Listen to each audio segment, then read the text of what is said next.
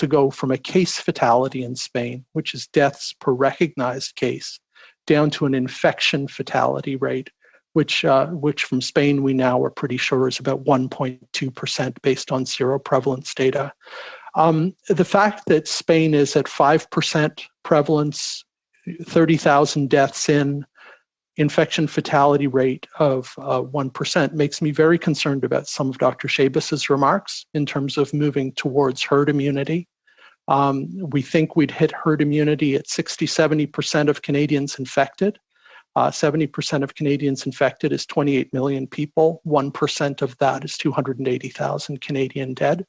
I would note that the failure to have mass mortality in Canada to date relates to the public health response. I would also note that we can do this because we've shown around the country that we can control this disease without just letting it rip and pushing for herd immunity as they're doing in Sweden. We've seen competence in British Columbia. We've seen tremendous competence in Atlantic Canada and on the prairies. We can do this.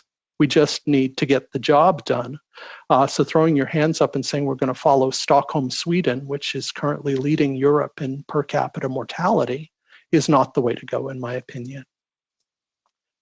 I'm not sure. I could add my perspective as a researcher based in Toronto since 2006, and I've always found the failure to make accessible data that are paid for, assembled, and cleaned on the public dime, make those available to Canadians in a manner that doesn't threaten anyone's privacy or threaten anyone's well-being.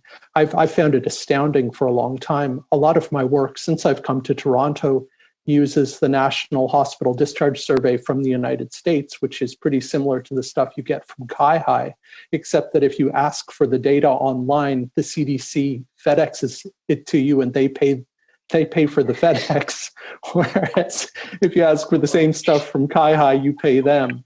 So no, I don't understand. I think there's a much deeper issue than COVID, and I thank my colleague for flagging it. We have I've called it a culture of data hugging in Canada, and it does need to change. It harms us all.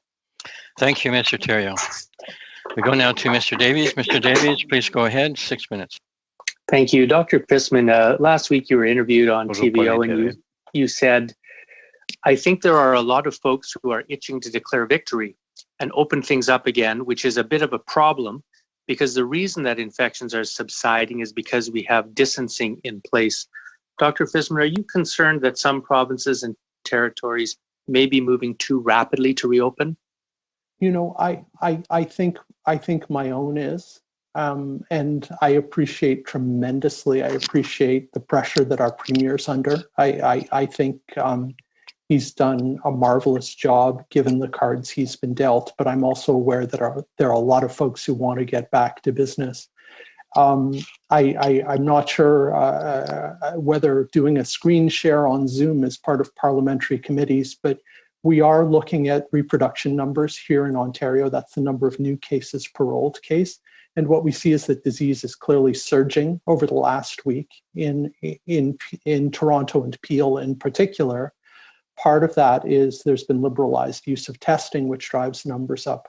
Part of that is probably anticipation of greater economic opening. I think we may get a couple of rude bumps along the way. I think ultimately distancing will be our parachute. And if things start to look too grim, I think they'll be able to close things back down again. But yes, I'm concerned that there's tremendous momentum to get folks back to business. I think there's a lot of economic activity that could resume safely in the province of Ontario. Ontario is a big place. It's bigger than France. And we've got regions, we've got Dr. Adoran referred to the city of Kingston has had 1 or 2 cases over the last 10 days, but they're subject to the same blanket lockdown as is Toronto and Peel, which have a couple of hundred cases a day. So I think more. Okay, well, if I might sort of direct you to maybe some things that we should be doing. You also said in that interview, predictably, as we reopen, we'll see a resurgence of disease. Right. That's exactly what we see in Korea and Germany this week, 2 places that controlled their initial epidemic faster than we did and are moving towards revitalization. Yeah. They've seen resurgences just as Singapore did before them and just as Wuhan has last week. So what do you recommend we do, given that you see resurgence? What steps should we be taking to get in front of that, if there are any? The resurgences will happen. That's just how this works. It's simple math. The reproduction of a disease is number of contacts times probability of transmission per contact times how long are you infectious for. And we can forget about immunity right now because immunity is low. Even if it's 5%, it's too low to bring the reproduction number down. So as contacts go up, the reproduction number predictably goes up. Doctor, could you please hold the mic, please? Apologies. We're going to go too far. We're going to try to open things up. We will go too far, but that's why we need strong surveillance systems. Thank you, everybody, for your presentations today. It's been greatly appreciated. Dr. Attaran, yesterday I spoke to Dr. Tam and asked her a question, and it was about building data sharing between the provinces and organizations, et cetera, with the federal government.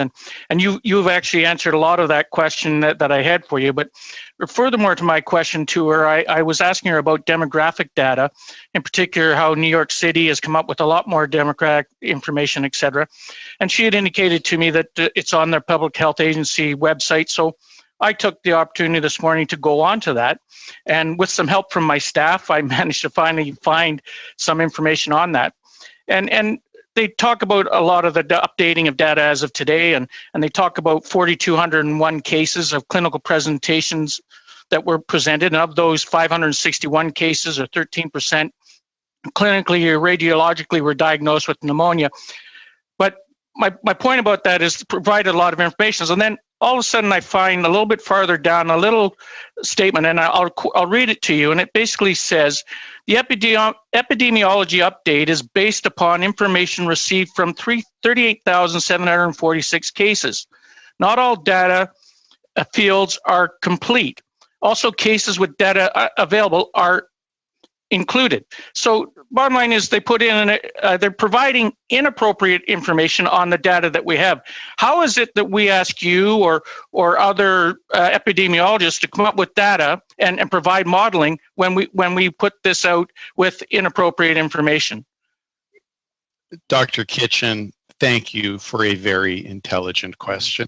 You're exactly right. You mentioned that there were roughly 38,000 cases in the data that you looked at. I'm going by memory here, but I think we've had about 80,000 cases reported in Canada so far, so that's under 50%. What that means is that at the high water mark, anyone like Dr. Fisman, Dr. Khan doing modeling, or me when I do it in my amateurish way,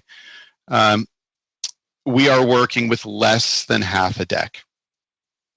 Right, and that's, there's obvious problems with that. And when the public health agency is making these decisions based on World Health Organization data, which is coming in from China or wherever, which is inappropriate, how do you come up with that proper information? Dr. Fisman, do you have any comments?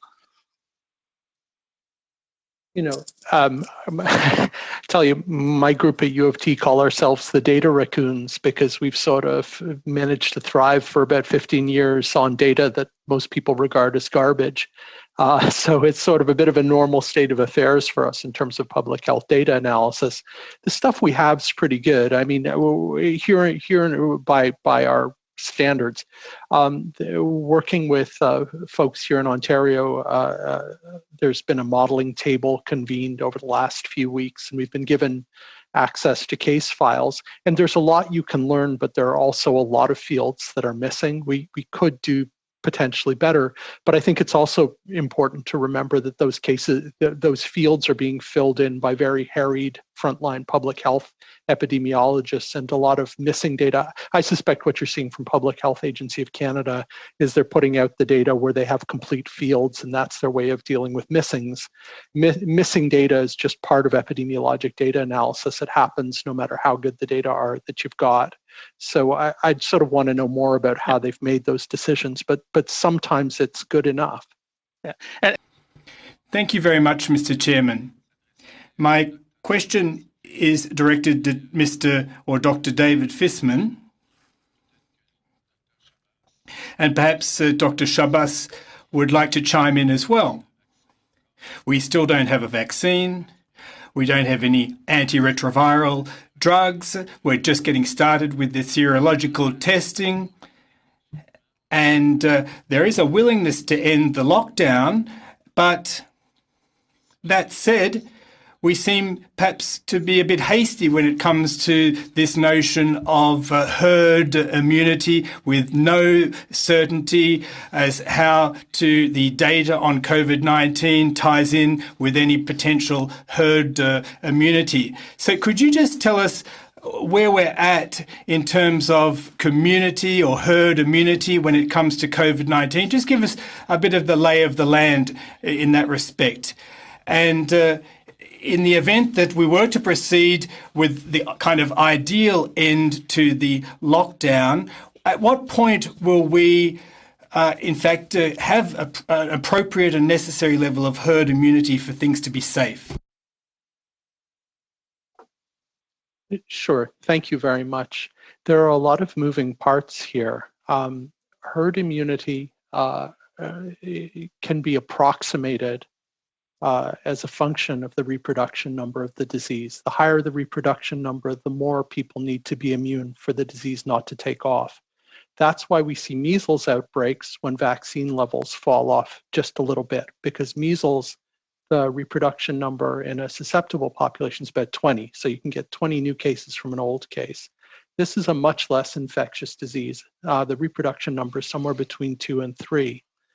That means that you need somewhere between half and 2/3 of the population immune to have herd immunity, so that if you bring in an infectious case into the population, you don't have an epidemic.